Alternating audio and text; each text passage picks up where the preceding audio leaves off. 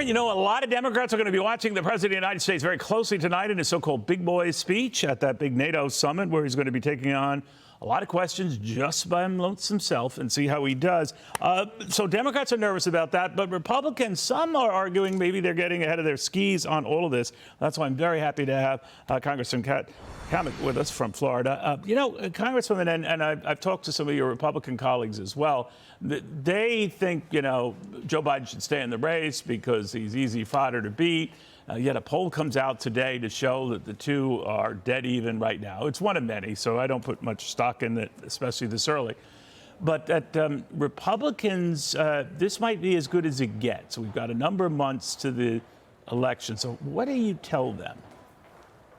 Well, you know, I have to say, Neil, it's actually pretty refreshing to have reporters chasing my Democrat colleagues around Capitol Hill rather than Republicans, and this is the first time in a long time that's happened. But it's actually been pretty interesting talking to my Democrat colleagues about what is happening or isn't happening. What isn't happening are the calls from the White House to Democrat members here in the House of Representatives. That's pretty interesting because, as we know, media is reporting otherwise.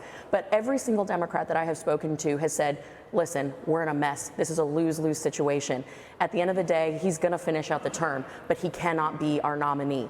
And at the end of the day, it has to be Harris. The big question for us then becomes, who is going to be the vice presidential nominee on the Democrat ticket? I think that is going to be a bigger impact than the actual shuffling of who's going to be their nominee leading the ticket. The Democrats are panicking right now. And here on Capitol Hill, it is absolute chaos and just confusion, quite frankly. So I'm encouraged by what's happening, but that doesn't mean we can sit back on our laurels. I think we have a really great opportunity to pick up and broaden the tent and the base as well.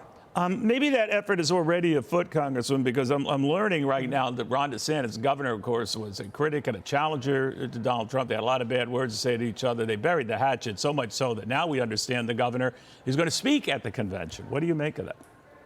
I think it's a wonderful idea, and Ron DeSantis absolutely deserves a speaking slot at the RNC convention. He has done remarkable work in advancing freedom and liberty in the Sunshine State. His track record as governor is phenomenal, and so it's a natural progression that he is going to be standing there on stage talking about how we're going to make America Florida.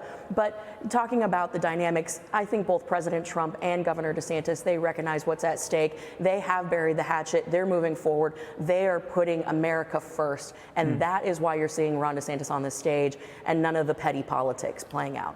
But apparently that doesn't extend yet to Nikki Haley. Now, we're told that she's not been invited to the Republican convention. We're also told from no less than Donald Trump himself that he didn't have anything to do with that. But allowing for that, would it seem petty for critics of the president not to be there? If they're major party figures, we hear this from others who have also similarly been told don't come. What do you make of all of that? You know, next week is going to be incredible. And I can tell you, just based on the information that I've received, the schedules that I've been given, there is going to be every major political figure in the movement, elected and otherwise, at the Milwaukee convention. Because one thing that we have going for us that the Democrats don't is unity. We are united behind our nominee, Donald J. Trump, for president. And when you have Nikki Haley coming out, releasing her delegates, being gracious and saying, please get behind our nominee, he is our nominee, that is just one more reason why when Americans go to the ballot box in November, they're going to say you have the choice between chaos and disarray with the Democrats or a united front that is willing to put America first beyond their petty politics behind the scenes. So I think Milwaukee, you're going to see a lot of people that right now there's speculation they may not be there. Oh, you best believe they will be there. All right. We'll watch it closely. Congresswoman, always great catching up with you. Thank you very much. Good to see you. Thank you.